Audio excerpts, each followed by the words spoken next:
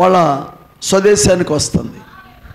బూరలు ఎప్పుడు కూడా ఇశ్రాయేలు ప్రజలకు ఒక సమకూర్చుటై ఉన్నది, ఒక చోటికి వారిని సమకూర్చుట. నయోమి ఎవరంటే యూదులే, యూదులకు సాదృశ్యం. అయితే ఆమెతో పాటు ఎవరు వచ్చారు? రూతు వచ్చింది. ఆమె చెప్పిన మాటలను బట్టి రూతు నయోమిని వెంబడించింది. ఇప్పుడు రూతు ఎవరంటే మనమై ఉన్నాం. అయితే ఒకవేళ నయోమి స్వదేశానికి వచ్చినా కానీ బోయజు నయోమితో అస్సలు మాట్లాడలేదని చెప్పాను. కేవలము 2-3 అధ్యాయాల్లో, ఋతు గ్రంథంలో ఎన్ని అధ్యాయాలు ఉన్నాయి? మొత్తం 4 అధ్యాయాల్లో మొదటి అధ్యాయంలో నయోమి ఏం చేస్తుంది? బూరల పండగ క్రింద తిరిగి స్వదేశానికి వచ్చింది. కానీ బోయజు మాట్లాడట్లేదు. ఎవరితో?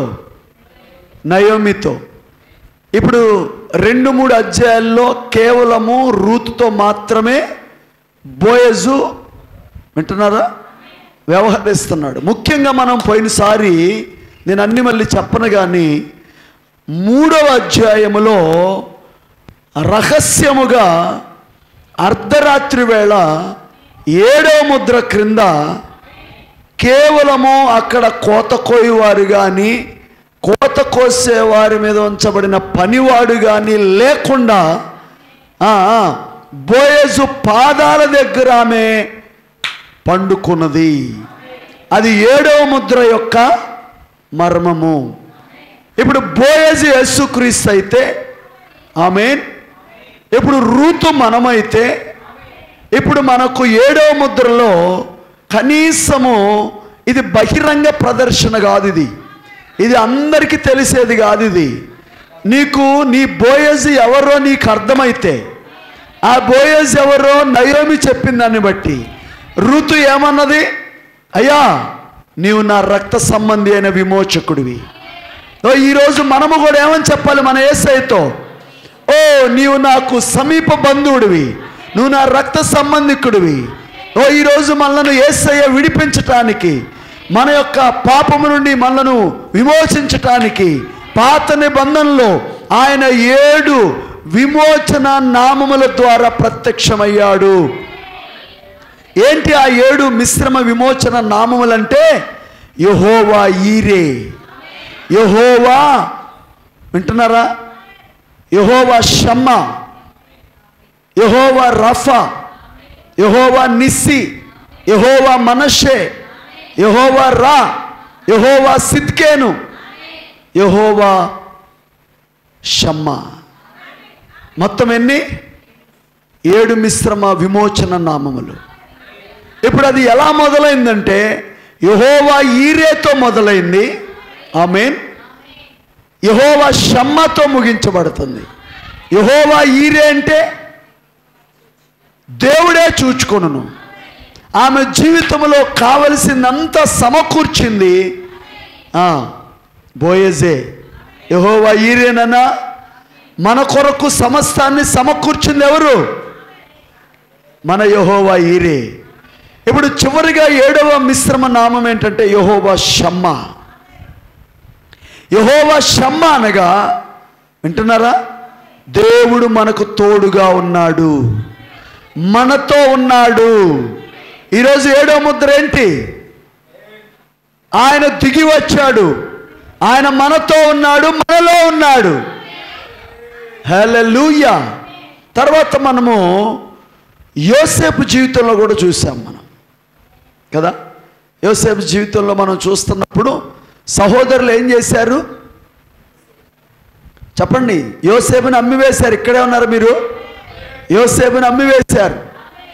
అయితే అమ్మివేసిన తర్వాత వారికి 42వ అధ్యాయం ఆది కాండములో కరువు వచ్చింది. కరువు వచ్చినప్పుడు వాళ్ళు ఏం చేశారు?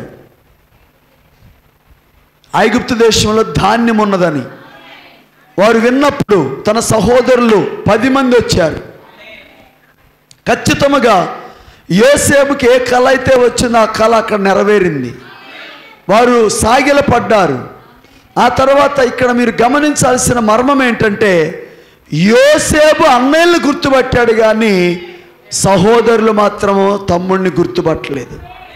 ఇప్పుడు 1948వ సంవత్సరంలో 2 ప్రపంచ యుద్ధాలు అయిపోయిన తర్వాత వింటున్నారా, యూదులందరూ కూడా యెరూషలేముకి అనగా ఇజ్రాయెల్ దేశానికి వచ్చేసిన ఇప్పుడు యేసుక్రీస్తు మెస్సయ్య ఆయన ఆల్రెడీ అన్యుల మధ్య ఉన్నాడన్న సంగతి వాళ్ళకి తెలియకుండా వాళ్ళు ఏం చేశారు ఏమండి, మెస్సయ్య కోసం ఎదురు చూస్తున్నారు లేదా? కానీ ఆ సమయంలో ఈ 42వ అధ్యాయానికి 45వ అధ్యాయానికి మధ్యలో యోసేపుకి ఒక అన్య పెండ్లి కుమార్తె ఇవ్వబడింది. తనకు ఒక భార్యను పొందుకున్నాడు. ఆ భార్యే ఆసెనతు. ఆ ఆసెనతు ఎవరో కాదు కానీ మనమై ఉన్నామని చెప్పాను. ఇప్పుడు కేవలము యోసేపు ఎక్కడున్నాడు? అన్యుల మధ్య. కేవలము ఆ ఇశ్రాయేలు ప్రజలకి ఎంత మాత్రము కూడా తాను మెస్సయ్య అని అర్థము కాకుండా ఉండటానికి, యోసేపు తన సహోదరులకి తను అమ్ముకున్న యోసేపు నేనేనని అర్థం కాకుండా ఉండటానికి జేమ్స్ బ్రదర్ ఏం చేశాడు? ఆయనకి హెబ్రీ భాష వచ్చిన ఒక మధ్య అనువాదికుని పెట్టుకొని ఐగుప్తు భాష మాట్లాడాడు. ఈరోజు యూదులు ఇజ్రాయెల్ దేశానికి వచ్చిన ఆమెన్ వారికి తను ఎవరో అర్థం కాకుండా ఉండటానికి ఆయన వాడుకున్న అనువాదికుడు విలియం మ్యారియన్ బ్రన్హామ్ గారిని. యోసేపు మాట్లాడుతున్నాడు, మధ్యవర్తి అర్థం చెప్తున్నాడు. ఇప్పుడు మన యోసేపు ఎవరు? యేసుక్రీస్తు వారు. ఆయన మాట్లాడుతున్నాడు, మన ప్రవక్త విలియం మ్యారియన్ బ్రన్హామ్ గారు. ఆయన ఇంగ్లీష్ భాషలో మాట్లాడుతున్నప్పుడు ఈరోజు ఈ 1205 వర్తమానాలు ఎవరి కోసం అంటే యూదుల కోసం కాదు, కేవలము ఆసెనతు కోసమే. అన్నిలో నుండి ఎన్నిక చేయబడిన ప్రపంచ వ్యాప్తముగా ఆయన జగత్తు పునాది వేయబడక మునుపు ఎవరి పేర్లైతే గొర్రెపిల్ల జీవగ్రంథం రాశాడో వధువుగా ఉన్నట్టు కొరకు ఆ వర్తమానము ఆమెకు మాత్రమే అర్థమవుతుంది. అక్కడ ఒకే ఒక్క వ్యక్తికి ప్రత్యక్షత వచ్చింది. యోసేపు ఎవరు? కేవలము ఆసెనతుకి. ఈరోజు మన యోసేపు ఎవరు? ఈ ఆసెనతుకి సంపూర్ణ ప్రత్యక్షత రావాలి. అందుకే మనం చెప్పుకున్నాం, యోసేపు చాలా తేటగా ఆసెనతుతో మాట్లాడుతున్నప్పుడు, ఆసెనతు ఎక్కడ పుట్టింది ఎక్కడ పెరిగిందంటే ఐగుప్తులోనే. కానీ అక్కడే హానోకు కట్టిన పిరమిడ్ ఉంది. కానీ ఆసెనతుకు తెలియదు ఆ పిరమిడ్ ఆమెకు సంబంధించిందని. యోసేపు చెప్తున్నాడు, ఆసెనతు మీ దేశంలో పిరమిడ్ ఉంది, నీకు తెలుసా అంటే అవును తెలుసు, కానీ ఆ పిరమిడ్ నువ్వే. మరి దానికి మీద తలరాయి ఎందుకు పెట్టలేదు? కట్టేవారు నిషేధించారు, అందుకే ఆ రాయి పెట్టబడలేదు. ఓ ఆసెనతు, ఈరోజు ఆ తలరాయి నేనే. ఈరోజు మొదటి రాకడలో తలరాయిగా యేసుక్రీస్తు వారు వచ్చినప్పుడు ఆయనే మూలరాయి. కట్టువారికి మూలరాయి ఆయనే, తలరాయి ఆయనే. వారు ఏం చేశారు? ఇది పనికిరాని రాయని త్రోసేశారు లేదా? అయితే గుర్తుంచుకోండి, ఎన్నికలో ఉన్న వారికి ఆయనే మూలరాయి అని మొదటి రాకడలో అర్థమైంది. ఈరోజు సంఘ శాఖలు ఎన్ని ఉన్నా వాళ్ళు కడుతున్నారు, బిల్డింగ్ కడుతున్నారా లేదా? సంఘాలు కడుతున్నారా లేదా? చర్చీలు కడుతున్నారు. కానీ ఎవరిని త్రోసేశారు? సువార్తమ్మ గారు, తలరాయి అయిన యేసుక్రీస్తును త్రోసివేశారు. కానీ ఆసెనతుకు అర్థమవుతుంది, ఓ యోసేపు గారు, నేను పిరమిడ్ అయితే నువ్వు తలరాయి నాకు, నేను ఖచ్చితంగా నమ్ముతున్నాను. ఈరోజు మనం నమ్ముతున్నాం లేదా? మనకు ఒక ప్రత్యక్షత ఉంది. ఆ తలరాయి ప్రభువైన యేసుక్రీస్తు వారు. ఈరోజు లోకంలో అనేక మంది ఆయన తృణీకరించారు. తృణీకరించడం అంటే అర్థం ఏంటి? ఈ కాలానికి దేవుడు ప్రవక్త ద్వారా వచ్చిన వర్తమానాన్ని మాకు అవసరం లేదంటున్నారు. ప్రవక్త ద్వారా పంపించడం లేదా దేవుడు? యేసుక్రీస్తు యొక్క దైవత్వాన్ని గురించి, అదే నా తలరాయి. ఆయన ఏమై ఉన్నాడు? పాత నిబంధనలో ఉన్న యెహోవాయే క్రొత్త నిబంధనలో ఉన్న యేసుక్రీస్తు అని చెప్పినప్పుడు అనేకులు అభ్యంతర పడుతున్నారు. త్రిత్వ బోధనలో జీవించేవాళ్ళు ఒకే దేవుడు అన్న సత్యాన్ని నమ్మలేకపోతున్నారు. అయితే ఇక్కడ కేవలం ఎవరికి మాత్రమే బయలుపాటు వస్తుంది? కేవలం యోసేపు భార్యకు. యేసుక్రీస్తు యొక్క జగత్తు పునాది వేయబడక మునుపు ఎన్నిక చేసుకున్న ఆయన భార్య అయిన మనకు మాత్రమే దేవుడు ఆ బయలుపాటు ఇస్తున్నాడు. హల్లెలూయా. అయితే మనకు సమయం లేదు, ఇంకా ముందుకెళదాం మనం. ఇంకా ఈ బూర్ల పండుగకు ప్రాయశ్చిత్తార్థ పండుగకు మధ్యలో ఇంకెక్కడెక్కడ మనల్ని దేవుడు ఆ ఖాళీలో పెట్టాడో ఈరోజు మీకు ఇంకొక చోట చూపించాలని నేను ఆశపడుతున్నాను. చూడండి, మనకి పరిశుద్ధ గ్రంథములో ప్రకటన గ్రంథములో 5వ అధ్యాయములో మూసివేయబడినటువంటి పుస్తకాన్ని మనం చూస్తున్నాం. ముద్రించబడిన పుస్తకం అదే 7 ముద్రల గ్రంథం, ప్రత్యక్షత గ్రంథం. ఆమేన్. ఇప్పుడు అవన్నీ ఏంటి? రహస్యాలు, మర్మాలు, దాచబడిన దేవుని యొక్క మర్మములు. దేవుడు ఏం చేశాడు? 7 ముద్రల చేత దాన్ని ముద్రించాడు. ఆమేన్. యోహాను రాస్తానన్నప్పుడు ఇది నీ పని కాదు, నీ కాలము కాదు, నువ్వు దాన్ని ముద్రించమన్నాడు. అయితే 7వ దూత పలికే దినములలో ఈరోజు మనము 7 ముద్రల్లో నుంచి మనం ఎక్కడున్నామో చూడబోతున్నాం. చూడండి, మనము గత కాలంలో చాలాసార్లు చెప్పుకున్నాం, దేవుడు ప్రవక్తని ప్రకటన గ్రంథాన్ని బోధించడానికి ప్రారంభించడానికి ఆయన ఉద్దేశం ఏంటంటే, ఇప్పుడు 1960వ సంవత్సరంలో డిసెంబర్ మాసంలో దేవుడు ఆయనతో మాట్లాడుతున్నాడు. ఇప్పుడు నువ్వు ప్రకటన గ్రంథాన్ని బోధించే సమయము వచ్చింది. ఆయన 7 సంఘకాలాలు మొదలుపెట్టాడు. 7 సంఘకాలాలు ఆయన ప్రారంభించినప్పుడు 7 సంఘకాలాలు బోధిస్తున్నప్పుడే 7 ముద్రలు కూడా తెరవబడినాయి. అయితే గుర్తుంచుకోండి, ఇప్పుడు నేను ఏం చెప్పబోతున్నానంటే 4 ముద్రలు, మొదటి 4 ముద్రలు 7 సంఘకాలాలు అయి ఉన్నాయి. అర్థమైందా? ఏంటండి మొదటి 4 ముద్రలు ఏంటి? 7 సంఘకాలాలు. అంటే అది పెంతెకొస్తు పండుగ. 7 సంఘకాలాలు అంటే ఏమనుకున్నాం మనం? పెంతెకొస్తు పండుగేనా? అయితే గమనించండి, ఇప్పుడు 6వ అధ్యాయములో ఈ ముద్రలను దేవుడు యోహాను గారికి చూపిస్తున్నప్పుడు గుర్తుల రూపంలో చూపించాడు. గుర్తులే. అందుకే ప్రకటన గ్రంథాన్ని ఏమన్నాడు ప్రవక్త? Revolution the book of symbols, అంటే గుర్తుల పుస్తకం. గుర్తుల రూపంలో 7 ముద్రలను దేవుడు యోహానికి చూపించాడు.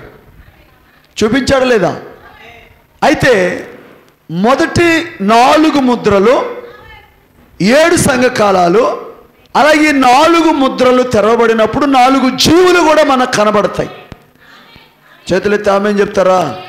ఈరోజు కొంచెం లోతుగా వెళ్ళబోతున్నాం. మీరు అనాలోచనగా అటు ఇటుగా ఉంటే మీకు అర్థం కాదు. ముద్రల్లో మనల్ని ఎక్కడ పెట్టాడనే విషయాన్ని మనము ఖచ్చితంగా పట్టుకోవాలి. ఎందుకంటే మనం లోతైనటువంటి అనుభవంలోకి వెళ్ళాలి. మనం పైపైన కాదు, లోతైన విషయాలు నేర్చుకోవాలి. ఆమేన్. ఇప్పుడు మొదటి ముద్ర ఏంటి? చదువుదాం.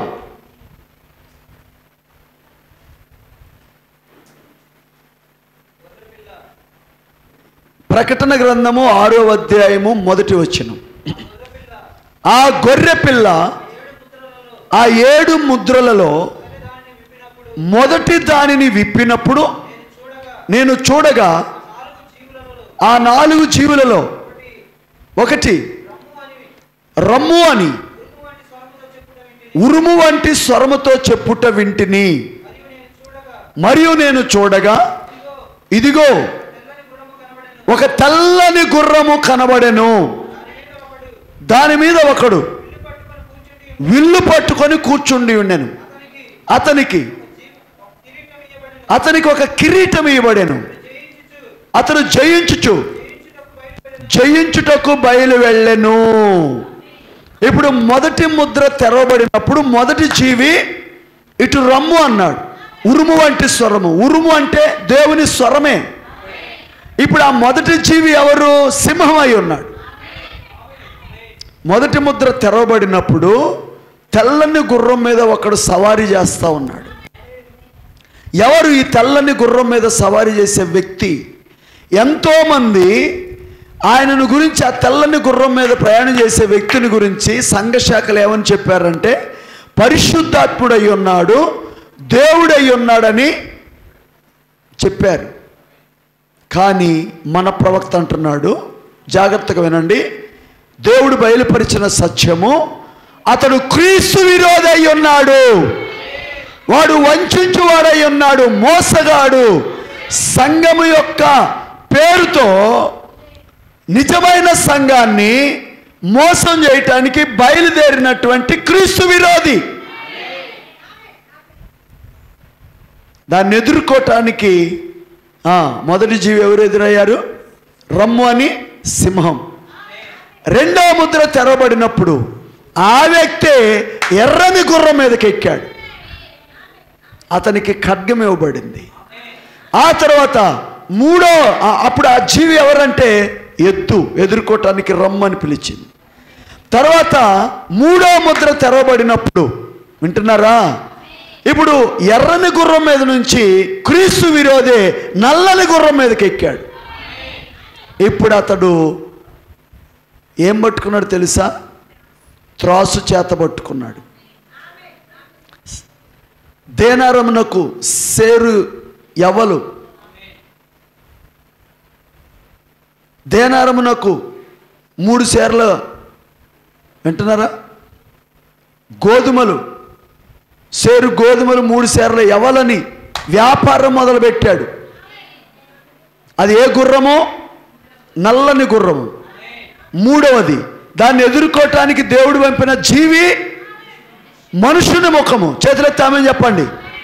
తర్వాత 4వ గుర్రము తెలుపు మరియు ఎరుపు నలుపు కలిపి పాండురవర్ణ గుర్రమై ఉన్నది. అదే 4వ గుర్రము. దాని మీద కూర్చున్న వాని పేరు మృత్యువు. పాతాళము అతన్ని వెంబడిస్తూ ఉంది. అతడు సవారీ చేస్తున్నప్పుడు వాడిని ఎదుర్కోవటానికి దేవుడు పంపిన జీవి ఎగురుచున్న పక్షిరాజు. ఆమేన్. మనము జీవిస్తున్న ఈ కాలము పక్షిరాజు యొక్క అభిషేకము భూమి మీద ఉన్న కాలమై ఉన్నది. జాగ్రత్తగా గమనించండి. ఇప్పుడు ఆ 4 ముద్రలు అయిపోయిన తర్వాత మనం 5వ ముద్రను ఒక్కసారి చదివినట్లయితే చూడండి, 9వ వచనం చదవండి. ఆయన 5వ ముద్రను విప్పినప్పుడు దేవుని వాక్యము నిమిత్తమును తామిచ్చిన సాక్ష్యము నిమిత్తమును వధింపబడిన వారి ఆత్మలను బలిపీఠము క్రింద చూచితిని. ఇప్పుడు 5వ ముద్ర తెరవబడినప్పుడు అందరూ వింటున్నారా? బలిపీఠము క్రింద ఉన్న ఆత్మలను చూశాడు యోహాను గారు. ఓకేనా? తర్వాత 6వ ముద్ర మనకు తెలుసు. 6వ ముద్ర అది శ్రమల ముద్ర. ప్రకృతిలో భయంకరమైనటువంటి విపత్కరమైన పరిస్థితులు వస్తున్నాయి. ఆమేన్. అయితే ఇప్పుడు జాగ్రత్తగా గమనించండి. 6 ముద్రలను దేవుడు 6వ అధ్యాయంలో పెట్టాడు. ఇప్పుడు 5వ ముద్రకు 6వ ముద్రకు ఎంత మాత్రం కూడా ఖాళీ లేకుండా వెంటనే ఏమైపోయిందంటే 5వ ముద్ర విప్పబడగానే బలిపీఠం క్రింద ఉన్న ఆత్మను చూశాడు. ఆ తర్వాత 6వ ముద్ర విప్పబడిందా? అయితే 7వ ముద్రను ఎక్కడ పెట్టాడు? 8వ అధ్యాయంలో పెట్టాడు. కానీ 5, 6 ముద్రల మధ్యలో ఇక్కడైతే ఎంత మాత్రం ఖాళీ లేదు, కానీ ఎక్కడో ఒక చోట పెట్టాడు. అయితే అది ఎక్కడో ఇప్పుడు మనం చూద్దాం. ఓకేనా? సిద్ధంగా ఉన్నారు కదా? ఇప్పుడు యేసుక్రీస్తు వారు 7 ముద్రలను కూడా మత్తయి సువార్త 24వ అధ్యాయంలో బోధించాడు. చప్పట్లు కొట్టి దేని స్థుతిద్దామా? అందరికి అర్థమైంది నేను చెప్పింది. యోహాను గారేమో ప్రకటన గ్రంథంలో గుర్తుల రూపంలో చూశాడు. కానీ మత్తయి సువార్త 24వ అధ్యాయం రాసుకోండి. 24వ అధ్యాయము అంతా కూడా యేసుక్రీస్తు వారు వాక్య రూపములో 7 ముద్రలను వివరించాడు. ఎందుకు వివరించాడంటే మీకు అది అర్థం కావాలంటే ముందు కొంచెం మనము వెనక చరిత్ర మనం ఒక్కసారి ధ్యానించుకోవాలి. వెనక గాథ ఒకటి తెలుసుకోవాలి. యేసుక్రీస్తు వారు భూమి మీదకి వచ్చినప్పుడు ఆయన 12 మంది శిష్యులు, ఇక చివరి గడియ వచ్చేసింది, ఆయన వెళ్ళిపోయే సమయం. ఆ సమయంలో యెరూషలేము వెళ్ళినప్పుడు అక్కడ దేవాలయం ఉంది. దేవాలయం ఉందా? ఆ దేవాలయం నుంచి బయటకు వచ్చిన తర్వాత శిష్యులు చూపిస్తున్నారు యేసయ్యకి, ఈ దేవాలయం ఒక్కసారి చూడండి ఎంత గొప్పగా ఉందో, ఎంత ఘనముగా కట్టబడిందో అని యేసయ్యకి చూపిస్తున్నప్పుడు యేసయ్య ఏమన్నాడు తెలుసా? రాతి మీద రాయి ఒకటైనా నిలబడకుండా పడద్రోయబడే కాలం వస్తుంది. జేమ్స్ బ్రదరు ఏంటంట? ఇదేంది దేవాలయం కూలిపోవటం ఏంటి? వాళ్ళేమో గొప్పగా చూపిస్తుంటే యేసుక్రీస్తు వారు ఏమంటున్నారు? ఈ దేవాలయము ఉండదు, అది కూలద్రోయబడుద్ది, రాతి మీద రాయి ఒకటి కూడా ఉండదు. ఆ మాట చెప్పటంలో దేవుని యొక్క ఉద్దేశం ఏంటంటే అసలైన మందిరము అది కాదు. రాయి చేత కట్టబడిన మందిరాల్లో దేవుడు ఉండడు.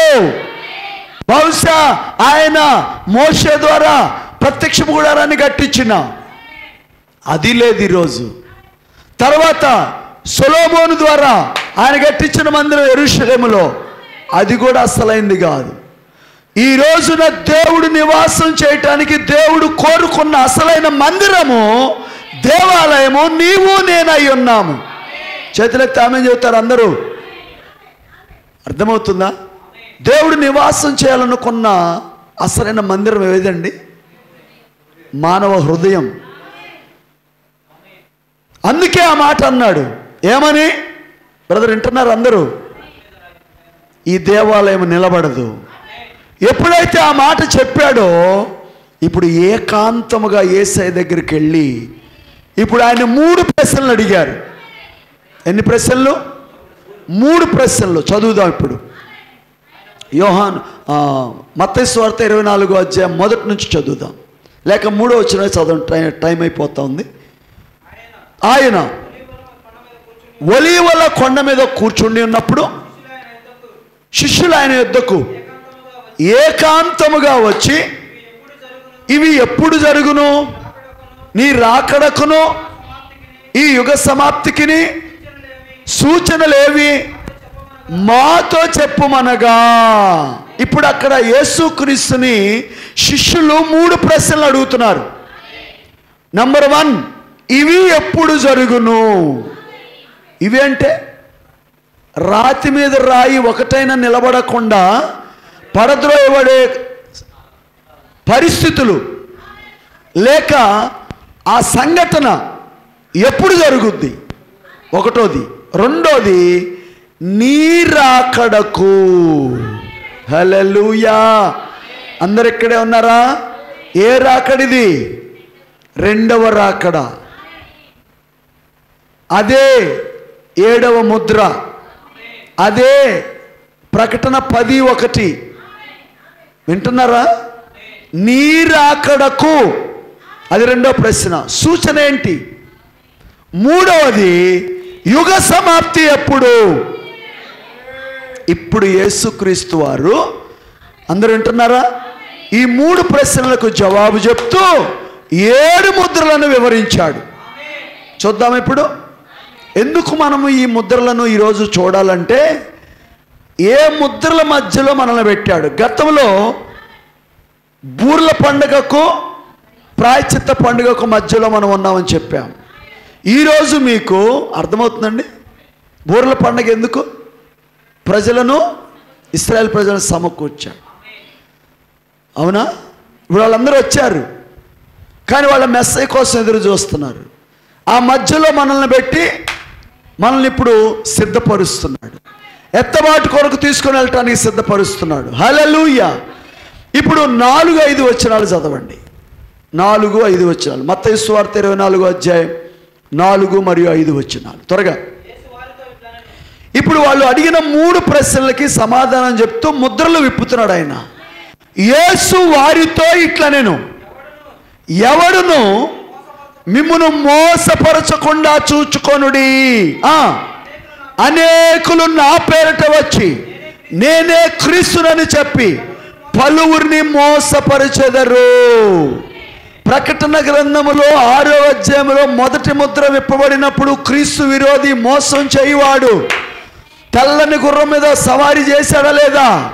అదే ఇక్కడ యేసుక్రీస్తు వారు చెప్తున్నారు, అనేకులు నా పేరట వచ్చి నేనే క్రీస్తునని చెప్పి మీకు వంకర మాటలు చెప్పి మాదే నిజమైన బోధ, మా సంఘమే సరైంది అని చెప్పి మిమ్మల్ని మోసం చేస్తారు.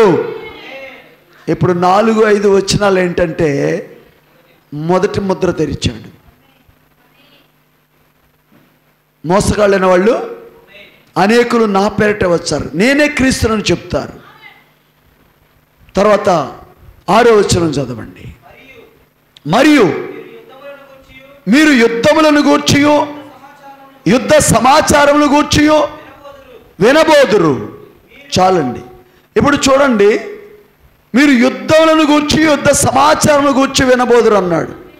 ఇప్పుడు 6వ అధ్యాయంలో ప్రకటన గ్రంథంలో తెల్లని గుర్రం మీద నుంచి ఎర్రని గుర్రం మీదకి వచ్చిన వాడి చేతిలోకి ఏమి ఇవ్వబడిందంటే ఖడ్గము, యుద్ధాలు. మీరు గమనించినట్లయితే ఆ రోజున రోమన్ క్యాథలిక్ సిద్ధాంతాన్ని నమ్మనటువంటి వారిని 6,80,00,000 మందిని చంపారు. చాలా మందిని అమానుషంగా చంపేశారు. వారికి ఇప్పుడు ఖడ్గం ఇవ్వబడింది. ఖడ్గము దేనికి? యుద్ధాల కోసం, చంపటానికి. వాడు ఏ గుర్రం మీదకి ఎక్కాడు? ఎర్రని గుర్రం మీదకి ఎక్కాడు. అదే ఇప్పుడు 6వ వచనంలో 2వ ముద్రను గురించి ఆయన వివరిస్తూ ఉన్నాడు. ఇప్పుడు 7-8 వచనాలు చదవండి. మీరు కలవరపడకుండా చూచుకొనుడి, ఇవి జరగవలసి ఉన్నది కానీ అంతము వెంటనే రాదు. జనము మీదికి జనమును, రాజ్యం మీదికి రాజ్యమును లేచును. అక్కడక్కడ కరువులను, భూకంపములను కలుగును. చాలు చాలు. ఇక్కడ కరువులు అంటున్నాడు. మనము 3వ ముద్ర తెరవబడినప్పుడు వింటున్నారా? అక్కడ ఏమొచ్చేసింది? వ్యాపారం జరుగుతుంది. రెండోది ఏంటంటే, అక్కడ రోమన్ క్యాథలిక్ వాళ్ళు ప్రత్యేకమైన ప్రార్థనలు చేస్తాము, వాటిని నొవేనాలు అంటారు. అంటే అర్థం ఏంటి? మీ పితరులు ఎవరైనా చచ్చిపోతే వారు గనక పాతాళంలో ఉంటే, వారు చెడిపోయి పాపం చేసి చనిపోయారు అనుకో, వాళ్ళు నరకానికి వెళ్ళారు. కానీ మేము డబ్బులు ఇస్తే మేము మీకోసం ఏం చేస్తామంటే ప్రార్థనలు చేస్తాం. నేరుగా అప్పుడు ఏం జరుగుద్ది? పాతాళం నుంచి పరలోకానికి దేవుడు తీసుకెళ్తాడు. వ్యాపారం కూడా చేస్తున్నాడు. డబ్బులు ఇచ్చుకోండి. ఏమి ఇవ్వండి? వాటి కోసం త్రాసు పట్టుకున్నాడు. అక్కడ ఏమని అన్నాడంటే, నూనెను ద్రాక్షారసమును పాడు చేయవద్దు. కరువు, అది 3వ ముద్ర. అర్థమవుతుందా మీకు? యేసుక్రీస్తు వారు చెప్తున్నారు. అయితే తర్వాత చదవండి.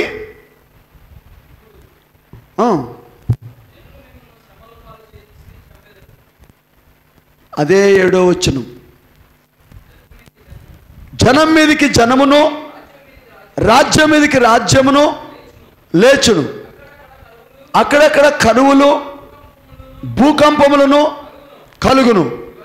ఇవన్నీ వేదనలకు ప్రారంభము. ఇక్కడ 4వ ముద్ర కూడా ఉంది. 7-8 వచనాల్లో 4వ ముద్ర కూడా ఉంది. అందరూ వింటున్నారా? అసలు వాస్తవంగా తెలుగులోనైతే ఏమన్నాడంటే కరువులు, భూకంపాలు అన్నాడు. కానీ ఇంగ్లీష్లో ఏమని ఉంటుందంటే ఫెమైన్ అండ్ పెస్టిలెన్స్. పెస్టిలెన్స్ అంటే తెగుళ్ళు. అందరు ఇక్కడే ఉన్నారా? తెగుళ్ళు. అది దేనికి సాదృశ్యం అంటే 4వ ముద్ర తెరవబడినప్పుడు పాండురవర్ణ గుర్రం మీద వాడు సవారీ చేస్తూ మృత్యు అనే పేరుతోటి ప్రపంచంలో అనేక మందికి ఆత్మ సంబంధమైన తెగుళ్ళు వచ్చినాయి. కాబట్టి 7, 8 ఏంటి? 7, 8 వచనాలు 3, 4 ముద్రలు అయి ఉన్నాయి. 4, 5 వచనాలు మత్తయి సువార్త వింటున్నారా? 24వ అధ్యాయము 4, 5 వచనాలు మొదటి ముద్ర, 6వ వచనం రెండవ ముద్ర, 6, 7, 8 వచనాలు 3వ ముద్ర మరియు 4వ ముద్ర. హల్లెలూయా. ఇప్పుడు నేను ఎందుకు ఈ విషయం చెప్తున్నానంటే క్రీస్తు విరోధి వాడు తెల్లని గుర్రం మీద నుంచి ఎర్రని గుర్రం మీదకి వచ్చి, ఎర్రని గుర్రం మీద నుంచి నల్లని గుర్రం మీదకి వచ్చి, నల్లని గుర్రము తెలుపు, ఎరుపు, నలుపు కలిపితే పాండురవర్ణం. ఇప్పుడు చివరికి ఈ మత శాఖలన్నీ కూడా ఎవరిని వెంబడిస్తున్నాయి తెలుసా? మృత్యువునే. వీళ్ళందరూ పాతాళానికే. ఎలా చెప్పగలరండి అంటే ఒక్కొక్కటి నేను వివరించాలంటే చాలా సమయం పట్టుద్ది. మొదటి ముద్రలో క్రీస్తు విరోధి నికోలాయితుల క్రియలతో మోసగాడిగా వాడు తెల్లని గుర్రం మీద సవారీ చేసినప్పుడు ఎవ్వరికి అర్థం కాలేదు. అర్థమైందా? ఆ తర్వాత ఇదే ఖచ్చితమైన బోధ, దీన్ని నమ్మాలి అని గట్టిగా సిద్ధాంతాన్ని పెట్టి ఆ సిద్ధాంతం నమ్మని వాళ్ళని 2వ ముద్రలో ఎర్రని గుర్రం మీదకి ఎక్కి అనేక మందిని చంపాడు. ఆ తర్వాత నల్లని గుర్రం మీదకి వచ్చి వ్యాపారం చేస్తూ ఉన్నాడు. ఆ తర్వాత పాండుర గుర్రం మీదకి వచ్చినప్పుడు మృత్యువుగా పాతాళం వాడిని వెంబడిస్తూ ఉన్నది. అయితే ఇప్పుడు 5వ ముద్ర దగ్గరికి వచ్చినప్పుడు ఒకసారి చదవండి, 9 నుండి 13 వచనాలు. అప్పుడు జనులు మిమ్మును శ్రమల పాలు చేసి చంపెదరు, మీరు నా నామము నిమిత్తము సకల జనముల చేత ద్వేషించబడుదురు. అనేకులు అభ్యంతరపడి ఒకరికొకడు అప్పగించి ఒకరినొకడు ద్వేషింతురు. చాలు చాలు, ఒక్క నిమిషం. ఈ 5వ ముద్ర మనము ప్రకటన గ్రంథంలో చదివినప్పుడు బలిపీఠం క్రింద ఉన్న ఆత్మలను చదివాం, అవునా? ఇప్పుడు ఇక్కడేం చదువుతున్నాం? మళ్ళీ ఒక్కసారి చదవండి. ఇక్కడేమని చదువుతున్నాము? అప్పుడు జనులు మిమ్మును శ్రమల పాలు చేతురు, చేసి మిమ్మల్ని శ్రమల పాలు చేసి చంపేస్తారు. ఎవరండి వీళ్ళు? శ్రమల పాలై చంపబడిన వాళ్ళు ఎవరు? 5వ ముద్రలో బలిపీఠం క్రింద ఉన్న ఆత్మలు ఎవరు? ప్రవక్త దేవుని ఆత్మతో నింపబడి చెప్తున్నాడు, వాళ్ళు 2వ ప్రపంచ యుద్ధము తర్వాత, వింటున్నారా, హిట్లర్ మరియు ఐక్యమన్ల ద్వారా చంపబడిన యూదులు, స్వచ్ఛమైన యూదులు వాళ్ళు. ఆ యూదులు దేవుని వాక్యము నిమిత్తమై చంపబడ్డారు. చేతులెత్తి ఆమేన్ చెప్తారా? అర్థమైందా నేను చెప్పింది? 5వ ముద్రలో చంపబడిన వాళ్ళు ఎవరండి? స్వచ్ఛమైన యూదులు. వాళ్ళు ఏమయ్యారు? దేవుని వాక్యము నిమిత్తమై. మీకు 6వ అధ్యాయం చదువుకోండి. తర్వాత శిరచ్ఛేదనం చేయబడ్డారు, బలిపీఠం కిందకి వెళ్ళారు. పాయింట్ పట్టుకున్నారా? అయితే ఇప్పుడు యేసుక్రీస్తు వారు ఆయన 5వ ముద్ర గురించి బోధించిన తర్వాత వెంటనే 6వ ముద్ర బోధించాలి కదా. కానీ ఆయన 24వ అధ్యాయంలో ఎక్కడికి తీసుకెళ్ళాడంటే మధ్యలో చాలా ఖాళీ వదిలిపెట్టి 29:30లో 6వ ముద్రను గురించి బోధించాడు. చదవండి ఇప్పుడు త్వరగా. మత్తయి సువార్త 24వ అధ్యాయం 29-30 వచనాలు. ఆ దినముల శ్రమ ముగిసిన పిదప చీకటి సూర్యుని కమ్మును, చంద్రుడు కాంతినియ్యాడు, ఆకాశం నుండి నక్షత్రములు రాలిపోతాయి. చూడండి, 6వ ముద్రలో ప్రకటన గ్రంథములో కూడా సృష్టి బీభత్సంగా మొత్తం కూడా ఏమైందో తెలుసా బ్రదరు? ఆకాశం నుండి నక్షత్రాలు రాలతాయి, చంద్రుడు కమ్మల వల్ల మారిపోతాడు, సూర్యుడు కమ్మల వల్ల మారిపోతాడు, చంద్రుడు కాంతినియ్యడు. ఇదంతా ప్రకృతిలో జరిగేటువంటి కార్యాన్ని 6వ ముద్రలో యోహాను గారు గుర్తుల రూపంలో చూశాడు. యేసుక్రీస్తు వారు వింటున్నారా, వాక్య రూపంలో చెప్పాడు. అయితే ఇక్కడ మీరు గమనించాల్సిన ఒక లోతైన మర్మం ఏంటంటే, ఆయన 5వ ముద్రను 24వ అధ్యాయం 9 నుండి 13 వరకు బోధించి 6వ ముద్రను 29-30 వచనాల్లో బోధించిన మధ్యలో 14వ వచనం నుండి 28వ వచనం వరకు మనలను పెట్టాడు. అక్కడ గ్యాప్లో చప్పట్లు కొట్టి దేని స్తుతిద్దాం. ఇప్పుడు వధువు ఎక్కడుందంటే 5వ ముద్రకు 6వ ముద్రకు మధ్యలో ఉంది. ఎట్లాగో చూద్దాం. ఇప్పుడు దేవుని ప్రవక్త ఏం చేశాడంటే, మత్తయి సువార్త 24వ అధ్యాయము 14 నుండి 28 వచనాలు తీసుకొని అంత్యకాలమందు అభిషిక్తులనే వర్తమానాన్ని బోధించాడు. ఏం బోధించాడు? వర్తమానం పేరు అందరు ఇక్కడే ఉన్నారా? పట్టుకోవాలి, మీరు ఆ వర్తమానం చదవాలి. అంత్యకాలమందు అభిషిక్తులనే వర్తమానంలో ప్రవక్త చాలా తేటగా చెప్తున్నాడు. నిజమైన అభిషేకించబడిన వ్యక్తులు ఉన్నారు, అబద్ధపు అభిషిక్తులు ఉన్నారు. ఇప్పుడు 5-6 మధ్యలో మనం ఎవరిని చూడొచ్చు అంటే, నిజమైన అభిషిక్తులు, అబద్ధపు అభిషిక్తులు. ఎవరు వీళ్ళు?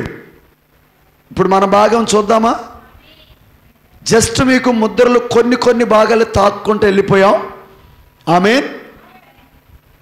కేవలము మీకు ముఖ్యమైన విషయాలు చెప్తూ మనల్ని ఎక్కడ పెట్టాడు దేవుడు, మనం ఏ ముద్రల మధ్యలో ఉన్నాం వింటున్నారా? 5-6 ముద్రల మధ్యలో ఆయన 24వ అధ్యాయాన్ని తీసుకొని 14వ వచనం నుంచి 28 వచనాల ద్వారా అంత్యకాలమందు అభిషిక్తులనే వర్తమానం బోధించినప్పుడు అక్కడే మనలను ఉంచాడు. ఎవరెవరు ఉన్నారని చెప్పాను జేమ్స్ బ్రదరు? నిజమైన అభిషిక్తులు ఉన్నారు, అబద్ధపు అభిషిక్తులు. మనం పాత నిబంధనలో గమనించినట్లయితే ఎంతోమంది మనకు కనబడతారు అక్కడ. ఇప్పుడు మోషే నిజమైన అభిషిక్తుడు, దేవుని చేత ఎన్నిక చేయబడిన వాడు. అదే సమయంలో అబద్ధపు అభిషిక్తులు ఎవరంటే ఎమ్రేలు. ఇర్మియా నిజమైనటువంటి దేవుని చేత పంపబడిన అభిషేకించబడిన వ్యక్తి. కానీ అదే సమయంలో హనన్యా లేచాడు, తెలుసు కదా మీకు. తర్వాత మనం బైబిల్లో గమనిస్తే రాజుల గ్రంథంలో మీకాయ అనే వ్యక్తి కనబడతాడు.